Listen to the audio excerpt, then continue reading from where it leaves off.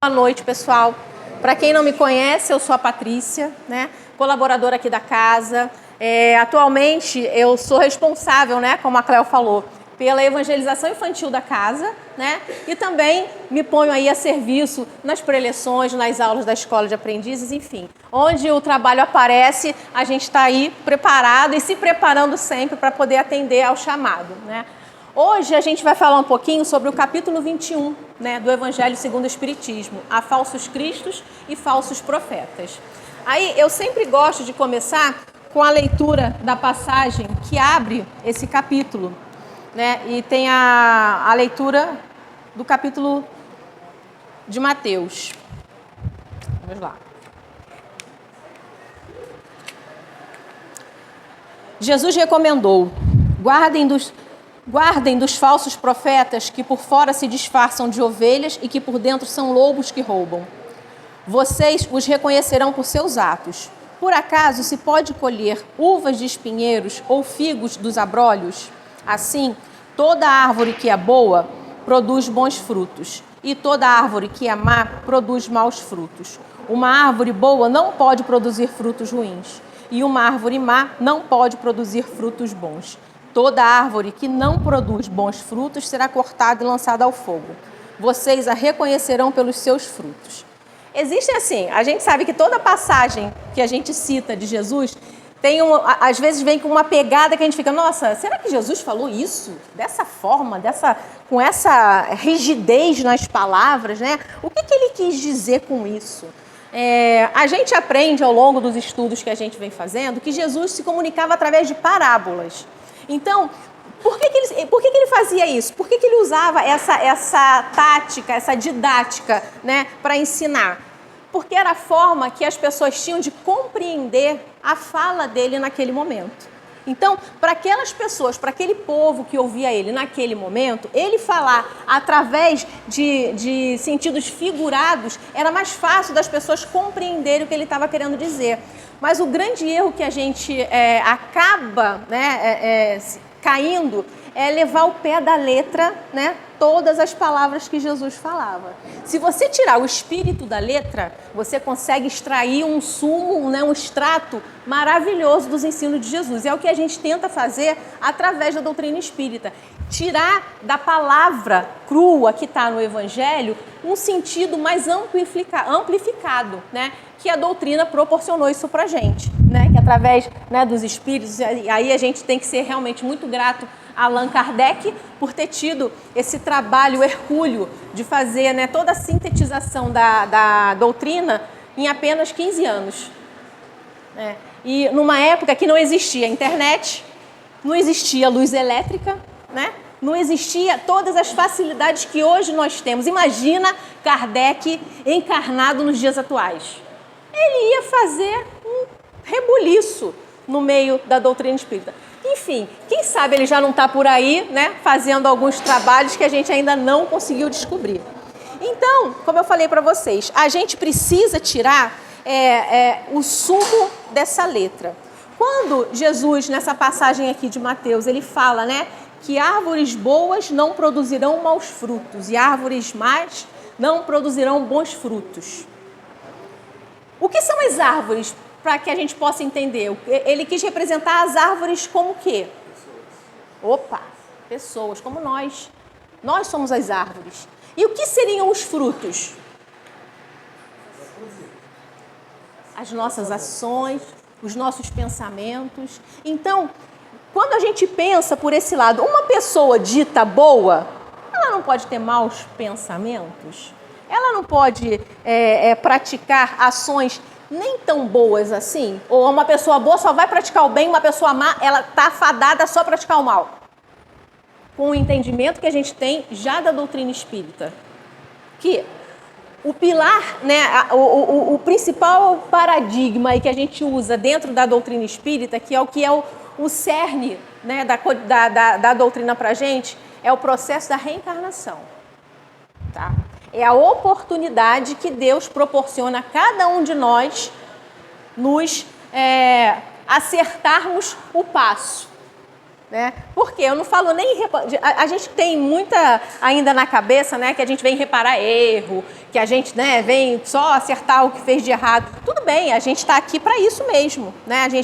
A oportunidade da reencarnação é justamente para isso. Para que a gente identifique o que na gente precisa ser alterado, precisa ser melhorado. Né? Por quê? Quando a gente fala que o planeta está num processo de transição. Quem já ouviu falar, né? Que o planeta está passando por um processo de transição planetária, saindo de um mundo de provas e expiações para um mundo de regeneração. Eu gosto sempre de frisar isso. Por quê? Vocês acham que essa transição planetária vai ser só uma mudança física no planeta? Porque assim, se a gente for olhar para a história do nosso planeta, a gente já viveu num mundo primitivo, correto?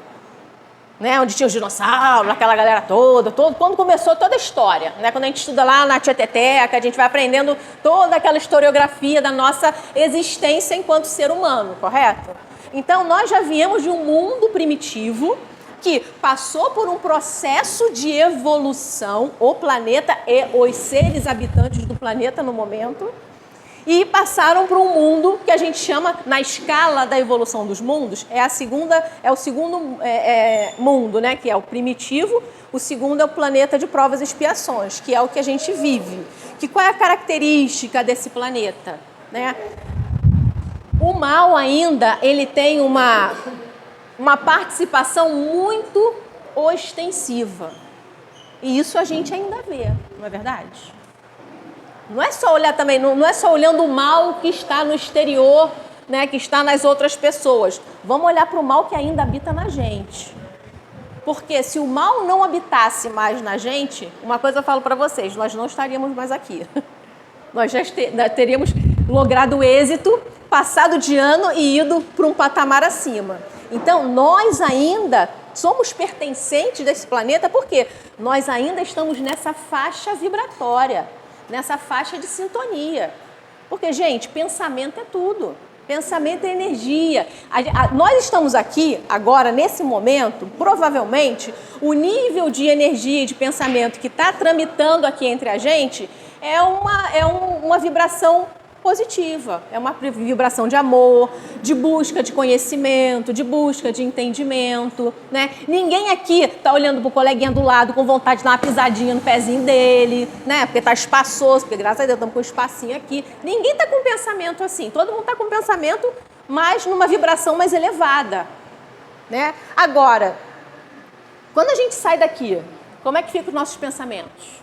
Como é que está a nossa vibração? Com o que a gente sintoniza? Aí a gente tem que ficar esperto. Por quê? Isso é que vai ditar o nosso processo de desenvolvimento e de evolução. Então, né, para a gente poder avançar aqui no nosso tema, como eu falei para vocês, a gente está nesse processo de transição, tá? Nesse mundo, nesse processo para o mundo de regeneração. Opa! O famigerado mundo de regeneração, que todo mundo está doido para habitar nele, né? Eu, pelo menos, estou ansiosa. Né? Estou trabalhando arduamente para que eu tenha meu quinhão nesse processo, né? Para que eu possa participar desse processo de regeneração.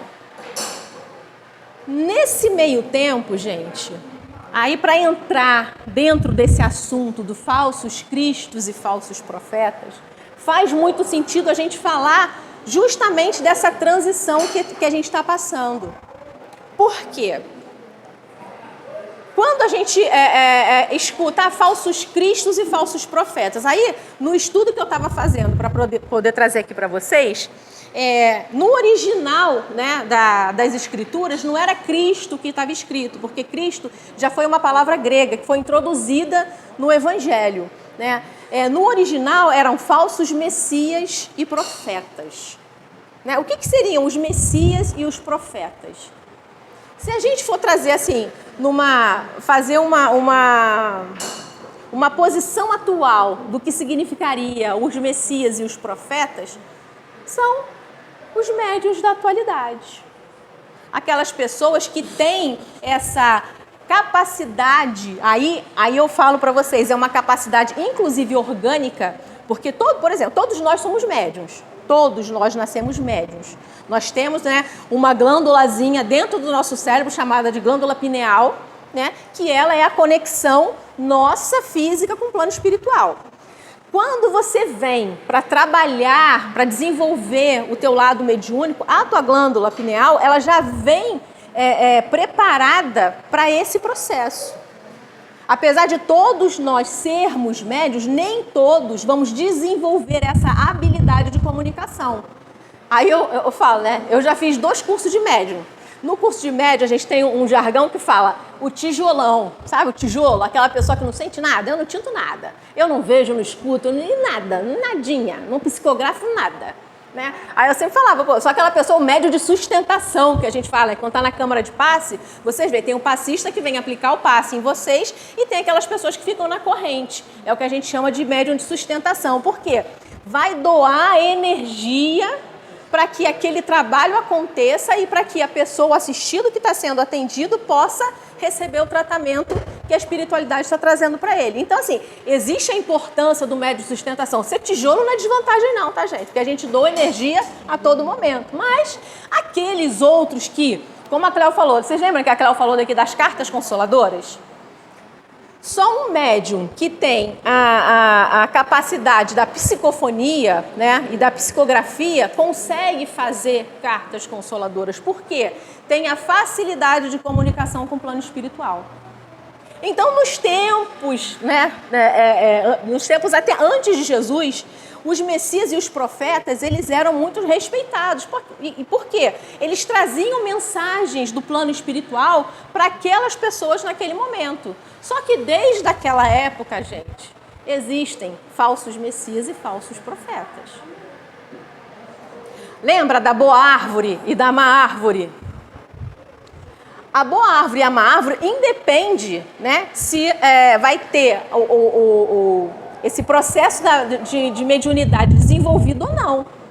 Se ele for uma pessoa que não tem uma conduta muito ilibada, não é uma pessoa que, né, que anda muito ali na linha, mas que tem a capacidade, né, e a facilidade, né, de fazer algum tipo de previsão, de projeção, ele faz uso daquilo até para lucros financeiros. Isso a gente vê a rodo, né, gente? Isso a gente vê nas esquinas, nos postes, né? Trago o amado em 3 dias. Enfim, mas aí a gente volta lá naquela reflexão de Mateus, né? As boas árvores, né? Como que a gente consegue identificar, né? Se um médium ele se desenvolve de maneira idônea pelas ações, pela atitude que ele tem, pela sua envergadura moral. Porque não adianta, por exemplo, é muito fácil a Patrícia estar aqui na frente, com o Evangelho segundo o Espiritismo na mão, falando para vocês, né, o que está escrito aqui, o que a gente deve ou não deve fazer, e chegar lá fora e fazer tudo o contrário. E vocês me pegarem na curva, porque isso pode acontecer. Por isso que eu falo, eu tento fazer a minha parte.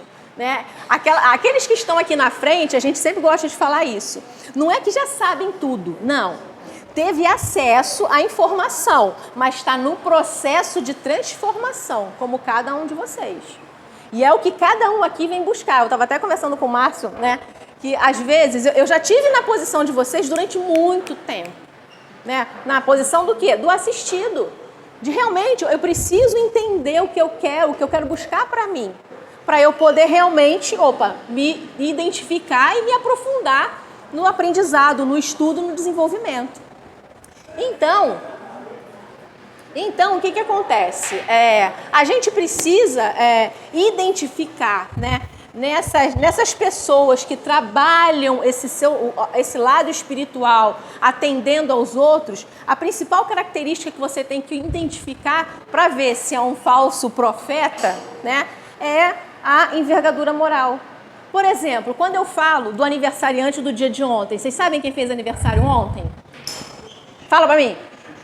Chico Xavier. Faria 114 anos, né? 114 anos o Chico Xavier. Aqui, todo mundo conhece a figura do Chico, não conhece? Alguém tem alguma coisa a falar da envergadura moral de Chico Xavier? Alguém duvida que ele foi um Messias, que ele foi um profeta aqui na Terra?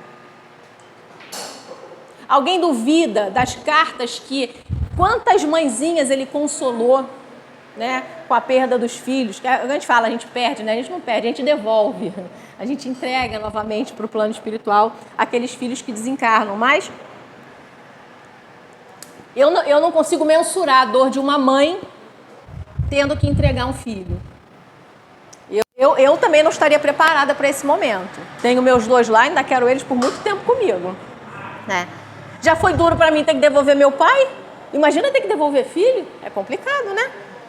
Então, você identifica a envergadura moral do médium pelas ações e pelas atitudes dele.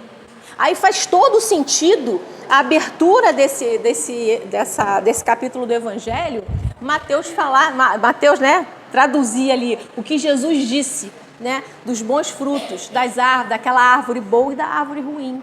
Por quê? Nós estamos aqui nesse processo de desenvolvimento, de crescimento, de amadurecimento espiritual. A gente também tem que sair daquela posição de ficar se flagelando. Ai, nossa, ainda continuo errando. Ok. Hoje, por exemplo, hoje a gente comete um erro, mas você consegue identificar rapidamente que você errou. E você consegue pensar, opa, na próxima eu não vou mais fazer isso. Eu não vou pisar no pé do meu amiguinho que está aqui na frente, tá? Em vez de sentar aqui perto de mim, eu vou lá e dar um pisão no calinho dele que está apertado. Não vou, eu errei, eu sei que eu errei. Há um tempo atrás, a gente fazia as coisas e nem se dava conta. Eu fiz mesmo. Quem nunca teve síndrome de Gabriela? Eu nasci assim, eu cresci assim, você sempre assim, Gabriela. Não vou mudar. E quanta gente ainda está nesse processo. Aí voltando lá, quando eu falei para vocês da transição planetária. O que aqui no capítulo é falado para a gente? Para que a gente tenha cuidado com o que a gente ouve. Quem a gente toma como referência para a gente. Por quê? Nesse momento de transição planetária, Deus é tão bom, mas tão bom, que Ele está dando oportunidade para aqueles espíritos que cometeram atrocidades absurdas enquanto encarnados aqui no nosso planeta. Eles estão tendo oportunidade de estar reencarnados, provavelmente pela última vez, no nosso planeta, para que possam realmente ter a oportunidade de transformação. Quando a gente olha para fora, o que a gente vê ainda em pleno século XXI? Guerras, pessoas morrendo de fome, né? Tem o Márcio que participa do projeto maravilhoso do Fraternidade Sem Fronteira, né? Que há pouco tempo eles fizeram... Vocês sabem que o Congo estava sofrendo com uma guerra civil há muito tempo, né? E a tristeza maior são os milhares de órfãos que essa guerra está deixando no Congo. Crianças, de bebês até adolescentezinhos. E o Fraternidade Sem Fronteiras, eles estão fazendo a movimentação de ir nas zonas de guerra, recolher essas crianças, para levar eles para um abrigo, para um orfanato, né, que o Fraternidade montou. E está sempre precisando de ajuda. Então, quem puder, quem quiser, né, fazer uma... Não ganho nada com isso. Isso é realmente para ajudar o projeto. Entra no Fraternidade Sem Fronteira na internet, se filia. A gente pode apadrinhar uma criança por R$50. Você vai manter essa criança com 3 alimentações diárias. Ela vai ter condição de estudo. O projeto ele já está há mais de 10 anos em funcionamento. Já tem crianças que já se formaram na faculdade.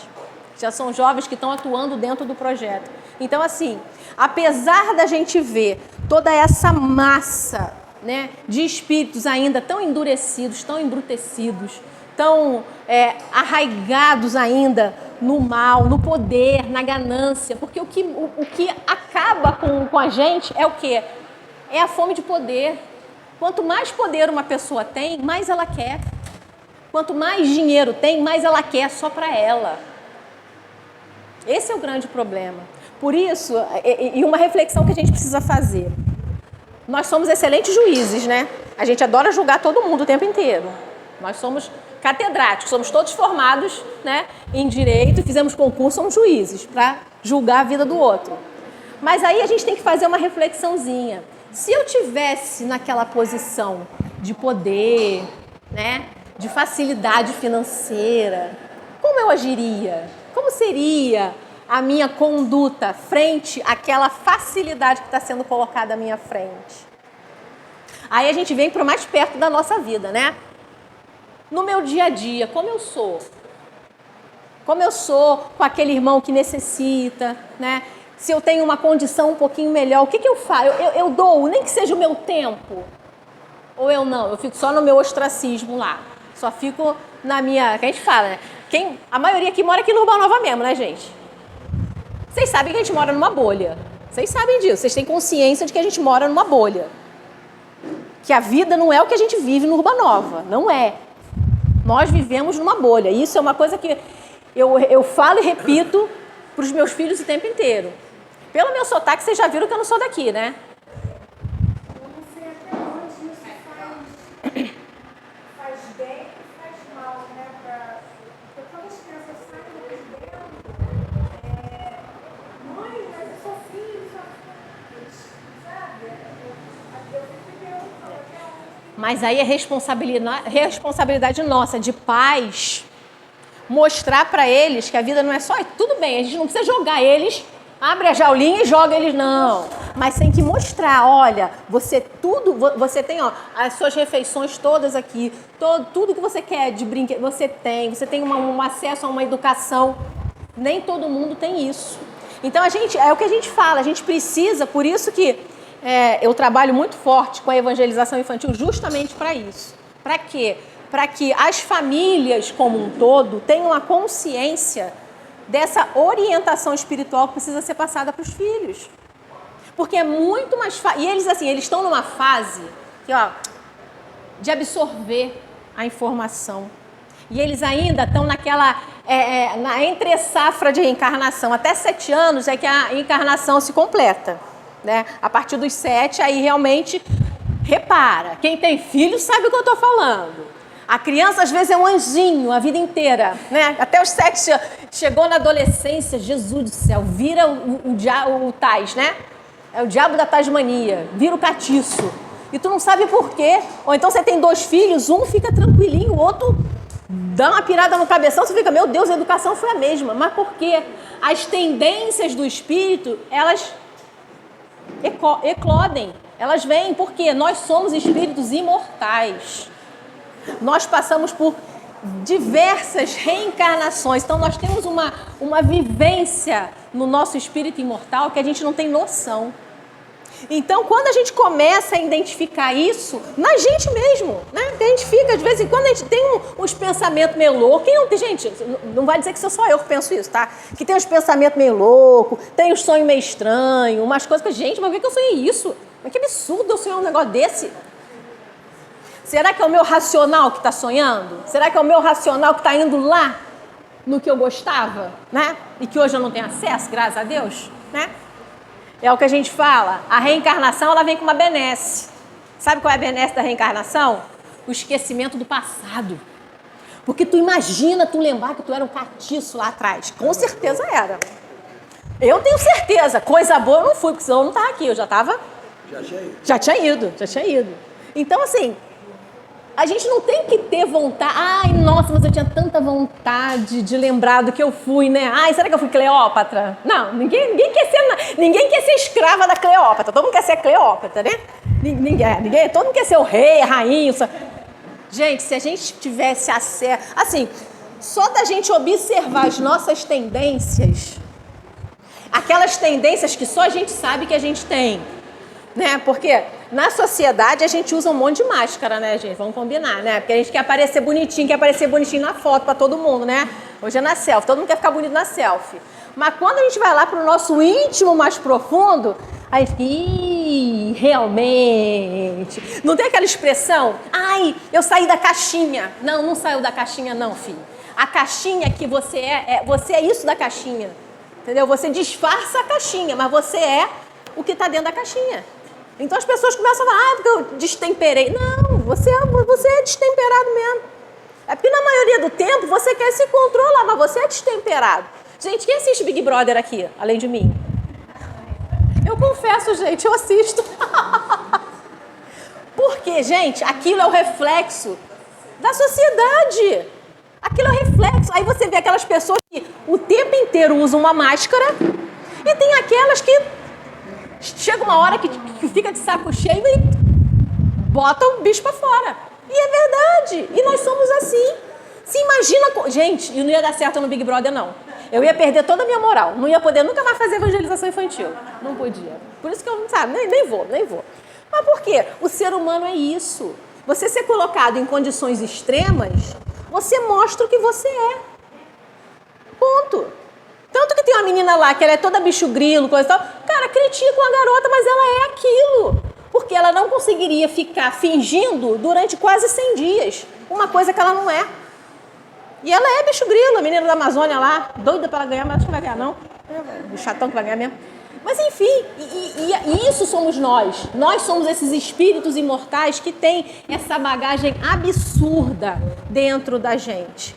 Então, nós, enquanto espíritos imortais, a gente precisa prestar realmente atenção no que a gente olha e no que a gente acredita, no que a gente ouve. Por isso, hoje a gente tem uma facilidade do quê? De você buscar o que você quer ver no YouTube, que seja uma palestra. Gente, a gente tem tanto material relacionado à doutrina espírita, com tantos palestrantes de um calibre maravilhoso e que a gente aprende absurdamente à nossa disposição. Agora, a gente tem que querer fazer essa escolha de ir lá e procurar essa programação para mim. Não ficar vendo Big Brother. É só de vez em quando, só quando tá vendo comigo.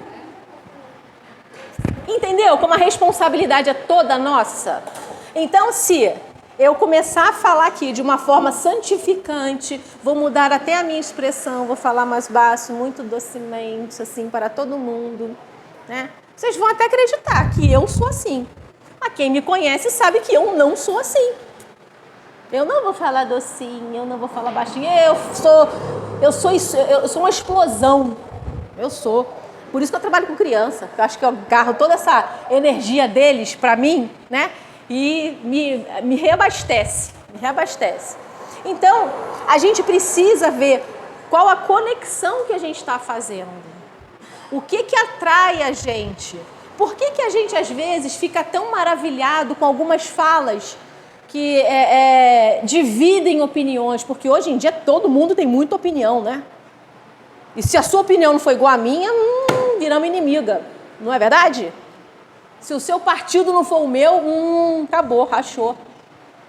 Por que a gente não consegue respeitar a opinião do outro, a escolha do outro? Porque eu não posso realmente perceber que o outro, ele é um indivíduo e que ele tem um direito às escolhas que ele faz. Por que eu tenho que modelar o outro? Tem que ser como eu quero que seja. Família é uma delícia, né, gente? Quem tem família margarina aqui, levanta a mão. Ah, bom. Quer falar mentira, olha o nariz crescendo. Gente, família margarina é só na propaganda. Todo mundo aqui, às vezes, quem nunca pensou, Senhor, o Senhor errou o CEP, o Senhor errou o CPF, porque não era para eu cair nessa família, não, tá errado. Né? Não, porque, pô, nada a ver. Como? Gente, está todo mundo no lugar certo, com as pessoas que precisam. Cada um de nós teve a mãe que precisava, o pai que precisava, o marido, a esposa, o companheiro, a companheira que seja. Cada um está no lugar certo. O que a gente precisa é, dessa experiência, tirar o que isso está trazendo de bom para mim, enquanto ser humano. O que eu vou levar? No momento que eu fizer vou acertar minhas contas.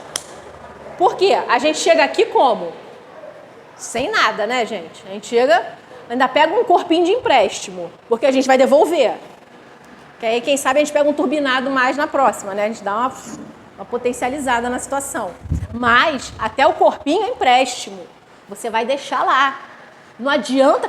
Alguém já ouviu falar que caixão tem gaveta? Que existe conta no plano espiritual para levar o Pix? Não tem Pix no plano espiritual, não, gente. Não adianta ficar botando debaixo do colchão, não. Não. Nós vivemos num mundo material onde nós precisamos dos bens materiais para viver. mas eles não são o mais importante na nossa vida. Se eu vou voltar sem nada material, o que eu tenho que carregar na minha mochilinha? Hã? Conhecimento, experiência de vida. Exatamente. A gente só leva tudo aquilo que a gente conseguiu fazer e vai conseguir interiorizar nesse espírito imortal. O que a gente conseguiu fazer de transformação no nosso ser interior. Por isso que não pensem que esse planeta de regeneração lindo e maravilhoso, que se Deus quiser o planeta Terra vai ser, porque a gente assim, sabe quando a gente vai ter o Evangelho do Cristo implantado no planeta? Quando todos os seres humanos se tratarem de forma fraterna. Será que a gente está... A gente está perto ou a gente está longe disso? Vai depender de cada um, né? Exato. Qual é o teu nome? Tiago. Tiago falou aqui a frase perfeita. Depende de cada um de nós. Não adianta eu querer mudar meu santo marido, que ele já é um santo, já casou comigo, é um santo, né? É um santo. Não adianta eu querer mudar ele, ou ele querer me mudar de alguma forma, eu querer mudar filho. Não, a única pessoa que eu tenho competência de fazer algum tipo de transformação sou eu mesma. E eu tenho que querer, porque nem sempre a gente quer. Porque mudar, sair da zona de conforto dá trabalho, né, gente? Dá trabalho, é chato, né? É desagradável de vez em quando, né? Porque, eu tenho que olhar para aquele coleguinha que é enjoadinho. Tudo bem, ele é enjoadinho, ele pode ser enjoadinho. Vai olhar, mas meu irmão, né? Meu irmão fazer o quê? Olha, se você ficar de birra com um coleguinha que é enjoadinho, relaxa que na próxima encarnação vai vir teu marido, teu filho, tua mãe, teu pai. Depois não reclama. Depois não vai falar, bem que a Patrícia falou. Toma cuidado. Por quê? O amor, ele aproxima as pessoas. Mas o ódio, o rancor, a vingança, né? Aproxima mais ainda. Acredita num negócio desse? E vou falar. Segundo relatos da espiritualidade, não tá fácil da gente reencarnar e encontrar aí com os nossos adversários no meio do caminho. Jesus já falava pra gente, reconcilia-te com teu adversário enquanto estás a caminho. Lembra disso? Gente, eu repito isso pra mim todo dia. Todo dia eu repito essa raio dessa frase na minha cabeça. Olha, vai ser um monte de barulho no negócio. Eu bato, eu esqueço que tá com esse negócio aqui. Reconcilia-te com o adversário enquanto estás a caminho. E isso é uma verdade, gente. Porque assim, quem gosta de ler romance espírita, né, tem um monte de audiolivro, audionovela no YouTube, e gente, vai fazendo as tarefas domésticas, ou então no momento que estiver lá nos lazeres, bota para ouvir. Que às vezes tem aqueles parceirinhos que querem se reconciliar, demoram 300, 400, 500 anos para se reencontrar. E às vezes o bagulho é difícil, não é fácil não. Então, se tem oportunidade, se está com aquele parceirinho, né? Aí eu volto, gente, a família é o nosso primeiro cadinho. É o cadinho ali que a gente tem que ter cuidado. E eu falo para vocês, mas o primeiro par de ouvido que ouve que está falando é o meu, tá? Isso é para mim também. Por quê? Dificuldades todos nós temos, né? E muito provavelmente a família vão estar juntos ali, a maioria, não são todos, a maioria das famílias são espíritos que têm coisas a se ajustar. Não são aqueles, né, os amores, né, minha alma gêmea. Não. Existe. São raros. O mais normal são aqueles que estão aqui para poderem se acertar de alguma forma. Então, a gente precisa ter, quando a gente começa a ter essa consciência de que a transformação tem que começar por mim, porque só eu me transformando, eu posso afetar o Tiago. Ele vai, nossa, a Patrícia com esse negócio de doutrina espírita, não é que ela mudou. Ela era toda, né, não levava desaforo para casa, porque eu era assim, não levava desaforo para casa não. Levava não, bateu, levou. Eu era bem assim, carioca, né, gente? Fazer o quê? Carioca. Da mesma forma que ama, odeia. Hoje em dia é menos potencializado, tá? Mas hoje eu já consigo, né, dar essa ponderada. de que as coisas não são assim. Ainda tenho meus momentos de fúria? Tenho, né? A gente ainda está encarnada, que a gente está preso aqui nessa terra. Mas aquele momento de fúria, ele dá... Aí vem, não, tudo bem, na próxima eu tenho que dar uma refrescada, respirar, a tal da meditação. Gente, é uma luta para mim fazer meditação, vocês não têm noção. Coisa difícil fazer meditação. O silêncio me ensurdece, Thiago, o silêncio me ensurdece. Imagina, é bem assim. Mas é uma coisa necessária. Para quê? Para que a gente possa ouvir o nosso eu interior de fato, para que a gente possa se reconectar com essa nossa essência maior, com esse nosso espírito imortal, para poder ver e acertar o nosso rumo. Porque assim, a gente tem um GPS com a espiritualidade, que coitado, os nossos mentores devem ficar muito doidos com a gente de vez em quando, saindo da rota, né? É totalmente da rota. Fica, meu Deus do céu, vamos recalcular essa rota aí porque o bagulho tá triste. A pessoa não... Né?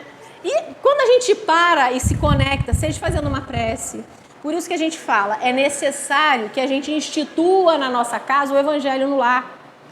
Um dia na semana, meia hora, 15 minutos. Se der para ser com a família inteira, maravilhoso. Se não der, faça você consigo mesmo, com o seu mentor individual e Jesus vai estar ali do teu lado. Por quê? É a forma que a gente tem de harmonizar o ambiente da nossa casa, fazer a asepsia do nosso lar. E quando a gente faz isso, a gente auxilia os nossos vizinhos, tem vizinho que precisa, né? Os nossos vizinhos, né? Todo o nosso entorno, o nosso planeta como um todo. Quem viu o nosso lar? 2, os mensageiros. Vocês viram na hora que estavam fazendo aquela cena que aparece? Gente, imagina todas as casas fazendo evangelho no lar. Quanto de luz que não ia subir, quanto de energia não ia emanar para a espiritualidade. A gente fala subir, né? Mas é um subir, um descer, enfim, que a gente está imerso no negócio. Mas assim, o legal da gente ver os filmes assim é a gente ter essa, na projeção do telão, você vê tudo aquilo que a gente fala e que a gente ouve. Né? Como que funciona? E você vê aquilo refletido, não emociona? Emociona. Da mesma forma que nesse filme, a responsabilidade dos médiuns foi muito frisado no filme, né? Por quê? Não é porque você tem esse dom, né? Eu não falo nem que é o dom, gente, porque isso é um BO danado. Não é fácil, não. Quem é médium sabe que o bagulho não é fácil. Por quê? É uma responsabilidade absurda você trabalhar com a mediunidade, você ter esse intercâmbio mediúnico e você saber usar e aquilo que a gente fala, dai de graça o que de graça recebeste. Começa por aí. Começa por aí. E quantas vezes a gente acaba precificando isso? E quantas vezes a gente acaba dando mais ouvido se a gente for num coleguinha, né? Que a gente vai remunerar e que vai falar alguma coisa que a gente quer ouvir. Porque geralmente é assim, né? Você vai acabar sempre ouvindo o que você quer, não o que você precisa. Porque o médium que é médium de fato, que tem a responsabilidade... Vocês acham que tudo que o Chico via nas pessoas que vinham falar com ele, ele falava? Eu já falei aqui uma vez, acho que foi aqui. Foi aqui ou foi numa outra coleção que eu dei? Sabe, todos nós temos uma aura, sabe? Uma aura, pá. Sabe quanto que mede a nossa aura? Em média, a nossa, em média. Quanto vocês acham? Hã? Oh, beleza. É o dobro. Ele já acertou a casinha. Alguém quer chutar pra mim? Quanto? Em média, 2 centímetros, gente. Sabe quanto media a aura do Chico? Não, menos. Em média, 30 metros. Então, aquela galera que ficava na fila, né? Aí tem histórias, né? Porque o Chico, o que mais tem história do Chico, eu adoro ver a história do Chico, né? Que tinha uma senhora, né? Umas amigas na fila para falar com o Chico e começavam, nossa, você tá gordinho, né? Ai, gente, aquela peruca dele horrorosa, né? A pessoa assim, pensando, a pessoa nem falou. Tava pensando. Aí quando chegava perto do Chico, minha filha, eu preciso fazer uma dieta mesmo, né? Então, mas se eu não botar peruca, fica pior. Tu imagina o carão da pessoa, gente. A pessoa nem... Tinha gente que convivia com ele que falava, tinha medo de pensar do lado dele. Porque ele sabia o que estava pensando. Isso é porque tinha facilidade, sabia mesmo. Para você ver, a conexão dele com o plano espiritual era uma coisa tão intensa que ele, de fato, vivia nos 2 mundos. Eu tenho colegas que são médiums, assim, e que falam, por exemplo, tem uma amiga minha que ela fala, Patrícia, eu não vou no Vicentino Aranha. Eu falei, por quê? Toda vez que eu vou lá eu tomo susto. Toda hora eu vejo. Por quê? Ela tem a facilidade de ver. Entendeu? Então, ainda ali existem espíritos que ficaram, que ainda estão ali naquele processo, porque foi um hospital de tuberculose ali durante muito tempo, né? Então, assim, ela fala, eu não vou, porque... E tem hora que ela fala, que ela não sabe se está vivo ou se está desencarnado. Aí eu agradeço, ainda bem que eu sou tijolo, graças a Deus. Graças a Deus. Porque eu falo com eles assim, ó, acredito em todos vocês, não precisam aparecer pra mim. O único que eu faço pra aparecer pra mim agora é meu pai, sabe? Se ele aparecer, eu não vou ter medo. Agora, o resto não aparece, não. Fica aí, galera. Pode ficar aí, no patamar de vocês, que eu fico aqui no meu, entendeu? Mas por quê? Tudo é um preparo. Tudo é um preparo. Então, a gente precisa ter essa noção e essa responsabilidade. Essa responsabilidade. Com esse compromisso. Eu não sei se eu tenho pessoas aqui que têm uma mediunidade aflorada, que já trabalha com isso, que ainda está tateando dentro da doutrina e de repente vai se deparar, né, Nanda, quando for fazer o curso de médium, eclode, ou na psicografia, ou na psicofonia. E é legal de ver as pessoas brotarem, sabe, no curso de médium. Eu falo dos 2 que eu já fiz, de ver colegas fazendo, né, tendo psicofonia, psicografia, e é emocionante. É emocionante você receber uma comunicação e você identificar que aquela comunicação ela é verídica, ela não é uma coisa de outro mundo. Quando você pega uma carta consoladora de um ente querido teu, vai ter uma característica ali que a médium não teria condição de saber que aquele espírito falava com você de forma A, B ou C. E está lá. É a comprovação que a gente precisa muitas das vezes. Porque a gente ainda tem muito de Tomé em nós, né? Né, Márcia? A gente ainda tem muito de Tomé em nós. A gente ainda quer ver para crer. A gente não quer simplesmente crer. A gente quer, às vezes, ter uma comprovação de que a gente quer ver para crer, né? Eu trouxe aqui um texto do Emmanuel, que eu adoro, né? Que quem tem um mentor espiritual como o Emmanuel, só Chico mesmo, né? Para aguentar, né? Mas eu tenho certeza que o Emmanuel está reencarnado e quem é o mentor dele é o Chico. A vingança. Vai ser lindo.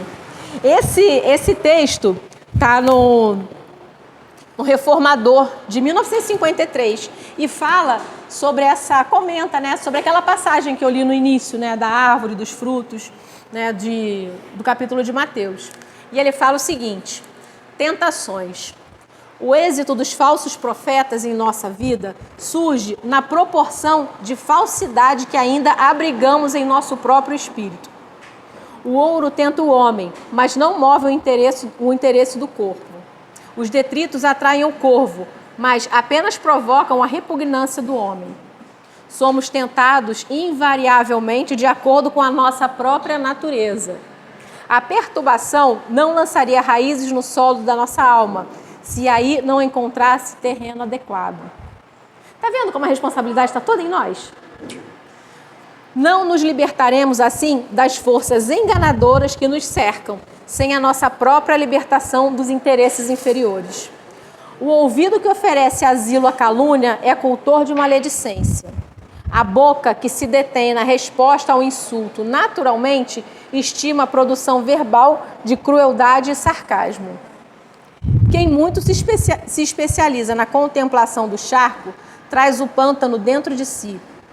Quem se consagra sistematicamente à fuga do próprio dever aceita a comunhão com criaturas indisciplinadas, como se convivesse com mártires e heróis. Quem apenas possui visão para a crítica encontra prazer com os censores, inveterados e com os incuráveis, pessimistas, com os inveterados e com os incuráveis pessimistas, que somente identificam a treva ao redor dos próprios passos.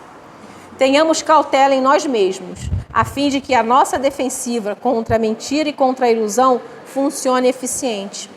Não seríamos procurados pelos adversários da luz se não cultivássemos a sombra. Jamais ouviríamos o apelo às nossas vaidades se não víssemos reclamando o envenenado licor da lisonjeira ao nosso próprio eu enfermiço. Procuremos as situações e os acontecimentos, as criaturas e as coisas pelo bem que possam produzir, nunca pelo estímulo ao nosso personalismo desregrado. E os problemas da tentação degradante estarão resolvidos em nossa marcha. A árvore é conhecida pelos frutos, ensina o Senhor. E seremos queridos e admirados pelos espíritos que nos rodeiam, de acordo com os nossos próprios pensamentos e as nossas próprias obras. Sejamos fiéis ao Senhor na prática do amor puro, em qualquer confissão religiosa a que nos afeiçoemos, e as forças infiéis à verdade não encontrarão base em nossa vida, de vez que a vontade divina e não o nosso capricho será então a luz santificadora dos nossos próprios corações. Matou a pau Emmanuel, né? Emmanuel sempre arrebenta com os comentários dele. Então, gente, tudo depende dessa sintonia que a gente vai fazer, dessa aproximação que a gente tem, né? Seja com aqueles que gostam de um elogio, né? Daqueles que... É o que eu falei, às vezes a gente quer que a pessoa fale o que a gente quer ouvir, não o que a gente precisa. E a gente acaba, às vezes, julgando porque não falou exatamente o que a gente queria ouvir. Então, que a gente possa abrir os nossos ouvidos, né? Prestar atenção no que nos chama a atenção no nosso dia a dia, o que coaduna com os nossos pensamentos, com a nossa energia, para a gente fazer essa conexão. Quando a gente perceber que a gente está indo num rumo, numa rota que não está muito legal, que a gente volte, né? Que a gente peça auxílio a essa espiritualidade que fica assim, desesperada pelo nosso clamor, pela nossa rogativa de ajuda. Porque eles não violam o nosso livre-arbítrio. A escolha é só nossa. Eles podem auxiliar a gente quando a gente pede. Mas se a gente não pede, eles não vão fazer nada. Eles vão ficar de meros espectadores. E torcendo para que a gente ligue o nosso GPS e acerte a nossa rota de alguma forma. Mas se a gente não consegue fazer isso, a gente vai só chafurdando no charco, só metendo o pé lá no meio do pântano e achando que está todo mundo contra nós, não é verdade? Por quê? A gente gosta de se fazer de vítima de vez em quando, não é não? Não, a culpa nunca é minha. Por isso que eu falo, eu já escutei isso de um expositor. Doutrina espírita não é para quem quer, é para quem aguenta. Tá? É para quem aguenta. Por quê? Você começa a aprender que a responsabilidade de tudo que acontece na sua vida é sua, não é de ninguém. É sua, não é da sua mãe, não é do seu pai, não é do seu patrão, é só sua. Porque todas as escolhas que você faz na vida, você escolhe. Enquanto a gente tem os nossos filhos, que eles estão ali no meio da nossa asa, que precisam do nosso direcionamento, a responsabilidade é nossa, de direcionar de forma segura, de dar o entendimento que eles precisam. Amigo, atingiu a maioridade? Um beijo e um queijo. A responsabilidade é deles agora. As escolhas eles vão fazer.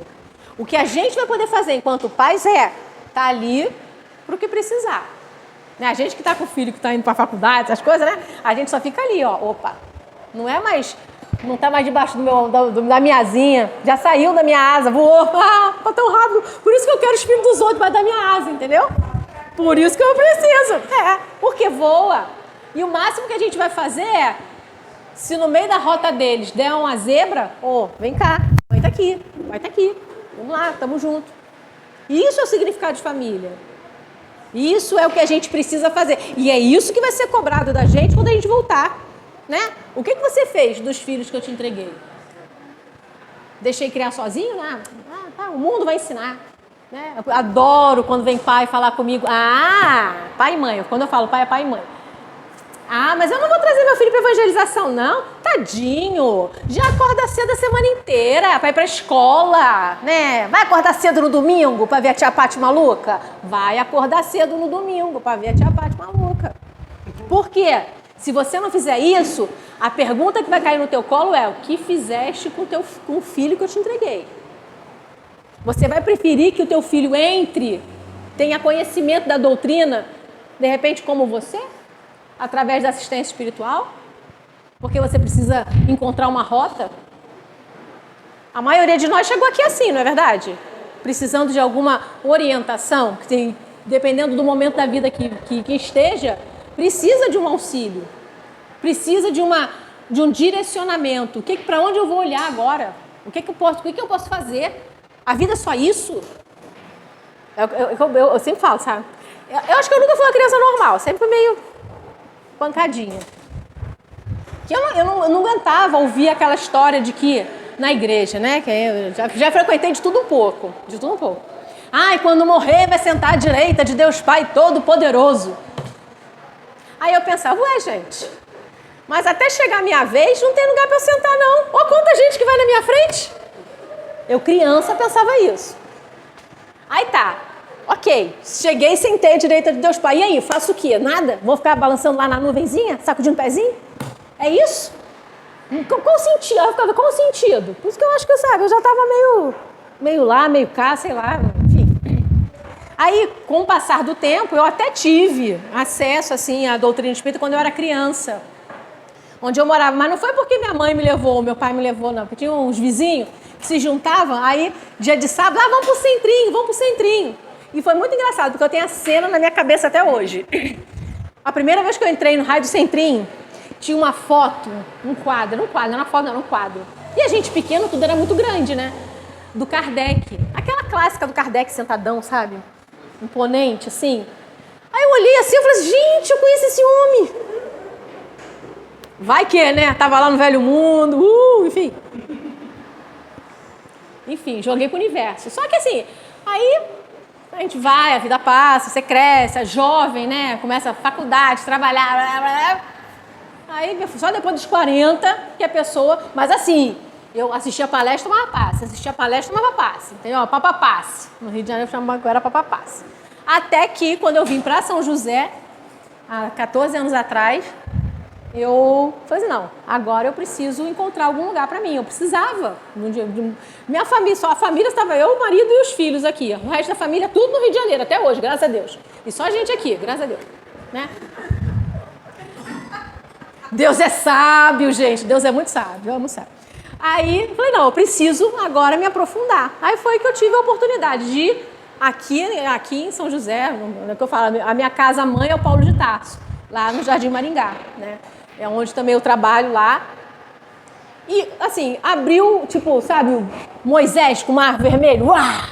Aí abriu e, assim, eu quis ir atrás desse aprendizado, desse conhecimento. Eu não sei daqui, vocês, quem aqui que não conhece a Escola de Aprendizes do Evangelho? Não conhece? A Escola de Aprendizes do Evangelho é o seguinte, dentro, né, a nossa casa ela é afiliada à Aliança Espírita Evangélica, né, que é um dos braços, né, da federação. E é proporcionado, né, para quem quer se aprofundar, né, no estudo, a ingressar na Escola de Aprendizes do Evangelho, que é uma escola iniciática que a gente chama, que dentro aqui a gente tem alguns alunos da escola que está acontecendo aqui na casa, né? Mas em todos os centros aqui do Vale, tem sempre uma EAE abrindo, que a gente chama EAE, Escola de Aprendizes do Evangelho. E que você vai ter acesso, né, a toda a parte da historiografia da construção do planeta. Aí tem a parte do Redentor, que acho que é a que eu mais gosto, né, que fala da passagem de Jesus no planeta e tudo na visão da doutrina espírita. Então, assim, são 3 anos, uma vez por semana, 1h30. Tá? Que aí você conclui a escola, aí o que a gente fala, aí dentro desse combo da escola, no 2º ano é oferecido para você, quem quer, né, desenvolver a parte mediúnica, tem um curso de médiuns que faz, para quê? Para poder também, dentro da casa, participar dos trabalhos da Câmara Mediúnica, de assistência, de tratamento de socorro e várias outras frentes de trabalho que tem dentro da casa. Então, assim, aqui na casa funciona uma escola, é a segunda EAE da casa, né? É a segunda EAE de segunda-feira. Mas, assim, várias outras casas têm sempre uma escola abrindo, né? Agora, aqui está em curso, aqui não tem como entrar. Aqui entra até a aula 12, né? Entra até a aula 12. Aqui já está na aula 49. Né? Então, assim, mas assim, quem tiver interesse, quiser, a gente sempre tem, sabe, onde tem casa abrindo, com EAE. E assim, o Anjo Ismael, que aí até a 12ª dá para entrar. entendeu? E assim, gente, é uma mudança de vida. Aqui a gente tem alunos da escola aqui que podem até falar pra gente, né? Ninguém entra numa escola e sai a mesma pessoa. Porque você, a partir do momento que você ingressa na escola, a gente começa com aquela, o que a gente fala, tem aquelas palavrinhas mágicas, né? Reforma íntima. É o que a gente não para de ouvir, né? Que é o que a doutrina espírita traz pra gente, é a reforma íntima do ser. O ser precisa se transformar, precisa identificar, né, as suas qualidades, os seus defeitos, os seus vícios e fazer a sua transformação. É o autoconhecimento, né? Aí a gente já pega lá Santo Agostinho, né? Conhece-te a ti mesmo, né? Então tem toda uma essa gama de informação que a gente acaba recebendo e que acaba refletindo na nossa mudança interior, não é verdade? Quem está dentro não tem como, a gente não tem como não começar o nosso processo de transformação, tá? Então, assim, acho que já acabou a Fê. Acabou. Mais uma vez, eu gostaria de agradecer a paciência de vocês por me ouvirem. Já está até quase ficando sem voz. Porque a gente compete com o carro, a gente compete com a sinuca. É uma coisa deliciosa, né? Adoro isso. Daqui a pouco vem uma bolinha aqui em cima da gente.